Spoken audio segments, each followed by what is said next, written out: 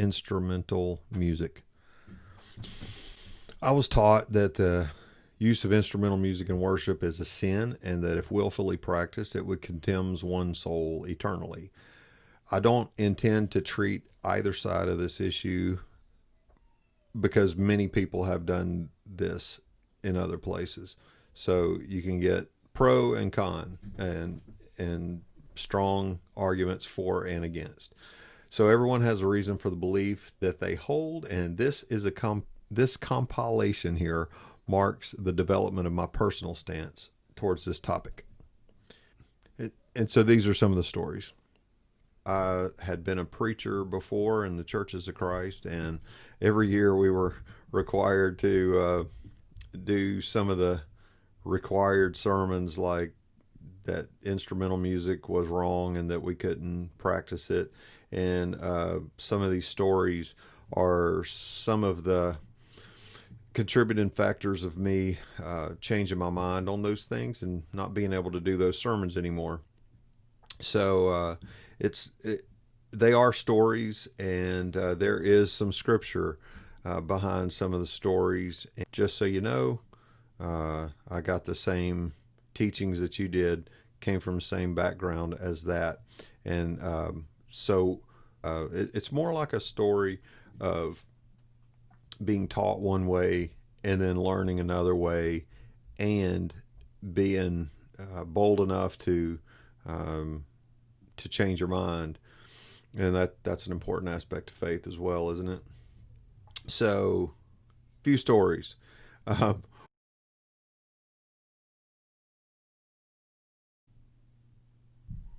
One time, Dad and my brother and I were riding down the road, and Dad had a acapella tape in the car that he would play on a cassette player that he would keep on his seat. And he started playing it, and my brother said, "That's church music," and we turned it off. And I think that was a key moment in our family's history, because Dad had introduced some spiritual stuff, and Chuck said, "Nope, not going to happen. We're not at church. We don't do that." And so I never listened to any kind of spiritual music around the house, because if it had instruments in it, we couldn't listen to it anyway. So when it was a long time ago. It was when acapella was brand new, and so that was early '80s, I think. And in the early '80s, when it was locked out of my house, that was my growing up years. So if it didn't play in the house anytime, then I didn't get it. I did get some acapella, a boost in acapella, when I went to Georgia Christian, and Terrence R. McLean Sr. Came to Georgia Christian and did some singing, and it was awesome. And everybody sang, and he pulled the voice out of everyone. It was kind of like a good choir leader, and that was a good boost for liking acapella. But I think it was my 10th grade year at Faulkner, and my buddy Tim Duncan, he knew that I didn't listen to acapella music, and I didn't really show any interest, and because I was all into Jeff Lynne, Tom Petty, Roy Orbison, all the Traveling Wilburys, and all the music that was out in the early '90s. And he just came up and he gave me a cassette tape, and he said, "Here." And so Tim turned me on to acapella. It was the "He Leadeth Me" album, and I listened to that, and I enjoyed it so much. So that summer, I was a youth minister, and I loved this music so much. I was just getting into acapella, and I was just listening to all the Keith Lancaster Kingdom music. And so there was this tape. I can't remember which one it was. Anyway, Keith had been doing a lot of experiments in the studio, and some of his music ended up sounded like drum beats and things like that, and keyboards, and because he would turn the vocals into chords, and turn the beats into real electronic sounding beats. And so we were playing an acapella acapella tape over the sound system at the church. And it was one of those that sounded kind of instrumentally. And all of a sudden, I told one of the kids, I said, go play this pump it out through the system. Because, we had, it was a big operation and a lot of things were going on. And, I had kids from the youth that were doing things like running the sound system. So I told the dude running the sound system, I said, go put this in and pump it out during lunchtime. And so it was like not really a service time. It was like a break. And so we were playing this as house music. And so the music stopped all of a sudden. And I was like, what happened? Now, it was doing fine for a minute. And I wonder if he's having a problem. So I went back there to check on him. And some of the preachers, because the youth ministers were the young guys and the preachers were the older guys, and a couple of preachers were having a conference in the back. And it looked like they had delegated the youth minister that was visiting our congregation to encounter me. So, since I was the one that was in charge of it, I think they said, who did this? And I said, it was me. And so they sent that youth minister after me, and he was a student at Freed Hardeman. And they had driven, because he was just like me. He was a student at a Bible school and was taking a summer internship. And he said, let's go outside and talk. And I said, okay. And, we were both young, and I was inexperienced. And so he asked me, let me ask you something. I said, okay. And I didn't even know the guy. I didn't even know what his name was. And so he said, what's your view on instrumental music? And so I was like, well, hi, my name is Brett. It's nice to have y'all here. And I said something pretty dismissive about instrumental music because I knew what he was getting at. And so what he was getting at was, that sure did sound like instrumental music to me. And, I just want to make sure we're on the same team, that this is wrong. And, so I was thinking, I said, well, what kind of music do you like? And he said, country. And I said, what were you guys listening to on the way over here? And he said, country. And because I know how it is in youth ministry vans, the youth minister often has the control over the radio. And I knew the secular songs that were going on the country radio station in 1993. And I said, well, were they playing this on the way over? And he said, yep. And I said, so you can play that music in front of your kids, but you can't play some spiritual music?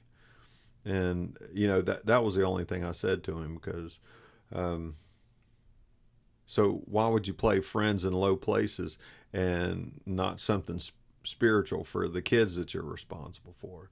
That was the point. And so that was one moment that happened that kind of woke me up to the irrationality of and the discernment between your spiritual life and your secular life. And so that's kind of the theme of all this is it's not just your secular life, and and it's not okay to listen to secular music here but not over here, because this is my at home life and this is my church life. And I think that's one of the problems with the reasoning and logic. And you can go in an extreme manner and say, well, we can't listen to any of that secular music, because personally, I already told you I liked rock and roll. I liked all the stuff that was popular in the 90s. That was my music. And, you have to discern, you have to filter through. But, you listen to what you like. And so there's not a church music and a secular music. Story number two. Um, I was a preacher at a church a few years later in mid '90s, and I was the preacher. It was my first preaching job, and I was coming from conservative Alabama, where I did my schooling, and this was down in South Florida, and you know Montgomery at the time was like a broiling area of conflict between conservatives and progressives, and it was just a fight that I didn't want to get into, but it was one I was very aware of. And so when a brother stood up at church on Wednesday night and said, "I've got a couple of tickets to the Promise Keepers in Miami," I just stiffened up, because Promise Keepers was one of those things that conservative Church of Christ people didn't do. And so I kind of stiffened up and didn't know how to handle it. But I whispered to him later. I said, I'll go with you. And so, because I was interested to see what it was. Promise Keepers was this huge thing going on, and Steve was the guy's names, and Steve told me, he said, I just want to see what it's like. And he said, I have a brother who's interested, and he's been out of the church for a while, and I just kind of want to do something spiritual with him. So that was kind of our objective for going, to go encourage his brother. And we were on the way, and we knew that there was going to be instrumental music there. And so we were talking about it, and because we both practiced acapella music in our congregation and in our practices, and that's what we both believed and practiced. And so he said, I'm going to share with you something my brother told me, he said. And he said, the commandment is to sing with your heart, and I can do that with instruments or without instruments. and I had never heard anybody put it that way before, and it really made sense. So we went to Promise Keepers and sang with our hearts. So, hadn't mentioned scriptures a lot. The scriptural teaching of this issue is that the scriptures only say sing in the New Testament, but the problem is that there's the Old Testament that talks about music all the time, musical instruments, and the workaround in that is, in the Church of Christ, is dispensationalism. Now, I've come to not really believe in dispensationalism. I guess the theological equivalent or theological alternative to dispensationalism is covenantal ideas, but without getting into all of that, I do believe that it's all the same, and from Genesis to Revelation. And there are some things that you have to work out when you move away from dispensationalism. But one thing it opens you up to is, it opens you up to everything. But but if proving that instrumental music is wrong is your main objective in life, then you're going to miss out on a lot of things that the Old Testament teaches and does to continue to bring us to Christ. And so I was reading, scripture-wise, I was reading the book of James, where it says that there are people who are worshiping God and being derided by the rich people. And it said that their voices, that your voices are crying out, and God is hearing them. And there's a similar passage in the prophets, and I was reading the prophets at a similar time when this hit me. When I put the prophets in the book of James together, that when there are people who are worshiping God, I do not want to be the voice to cry out, or for them to cry out to God because I'm telling them that their worship is not pleasing unto God. Do you understand? So I didn't want to be the guy oppressing anyone in their worship. And if somebody with a good conscience can worship with an instrument, then I don't want to be the guy telling him, no, you can't. And because that's between them and God, and I'm not going to be that guy. And, you know, so that was kind of the first step in me not wanting to tell anybody that they can't worship with music, because I didn't want to be. Yeah, so I stopped preaching and teaching that.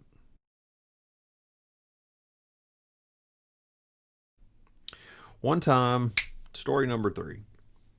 One time I was teaching a class, and it was a youth class, and we were doing a study on how God created you and he made you for a purpose, and whatever your joy in life is, as long as it's not moral, then that's what you should do to honor God. And it's based upon who you were created to be. Now there was this kid in class, and all he ever talked about, all he ever thought about, all he ever did was music. And I remember going through class and encouraging all the kids one by one. You do this, therefore you should do this for the glory of God. You're an artist, you should do your art for the glory of God. And I knew I was coming around to this kid, and I said, I'm going to have to say that because it's the only thing that he's interested in. It's the only thing that he does with pleasure. And so when I got to him, I said, you play music to the glory of God. And that's the first time that I made another connection on the outside um, of just a strict biblical argument, because you're dealing with people here that that are interfacing with God, and God's interface with people, or God's creative hand in making somebody beautiful and unique in their own way, is something that they have to face God with, and it's not up to me to say, well, you can't do instrumental music to the glory of God. That wasn't my place. So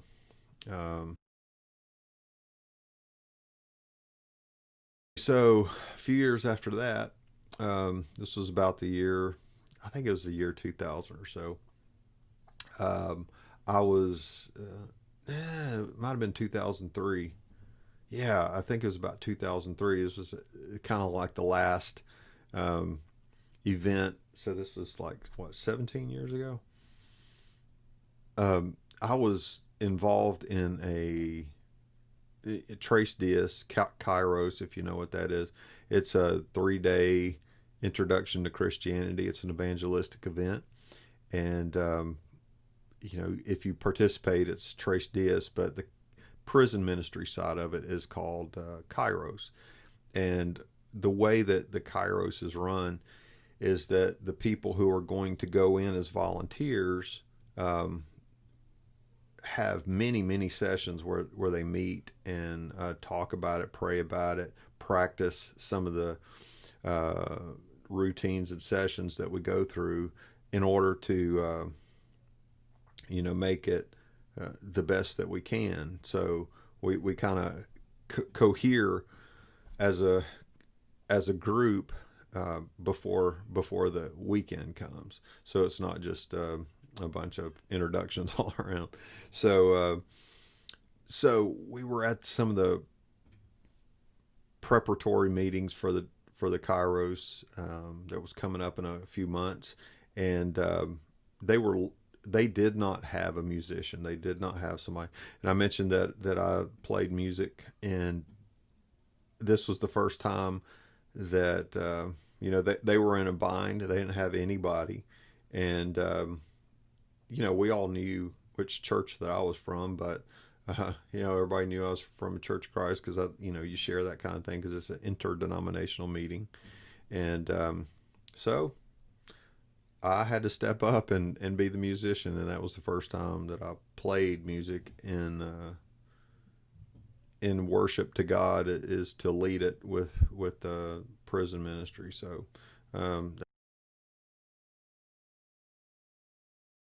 that's kind of some of those stories, and you know, those are the struggle stories. Those are the times that I was still wrestling with the idea that only singing a cappella was the way to please God, and instrumental music was a sin. Now, these are the struggle stories that tell you, that during the struggle years, because once you understand that it's not a struggle anymore, then it's not a struggle anymore.